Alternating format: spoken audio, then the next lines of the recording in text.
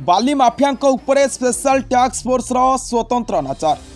गत 2 दिन में 2टी भिन्न भिन्न अंचल में अतर्कित चढ़ाऊ कर 15 जन अभियुक्त को गिरफ करने सह 5 कोटी अधिक टंकार गाड़ी 31टी मोबाइल फोन और नगद 4 लाख टंका जबत कर।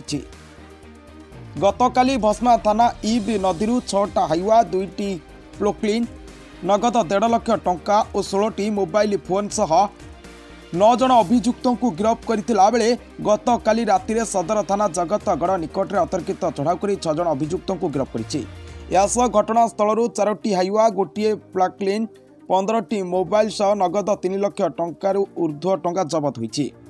तेबे जगतगढ़ चोरा बाली मामलें चंद्रगुप्त साहू ओरफ चंद्रू और पिंकू साहू एबे भी फेरार अछंती। एसटीएफ अतिरिक्त आरक्षी अधीक्षक एने सदर थाना एक मामला रुजु करने सह फेरार थिबा अभियुक्त मानक गिरफ करने निर्देश देछंती।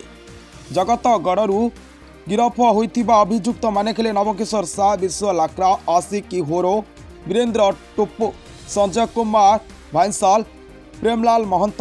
आज एमानकु कोर्ट चालाण कराजिबो बोली एसटीएफ अतिरिक्त आरक्षी अधीक्षक कहछंती।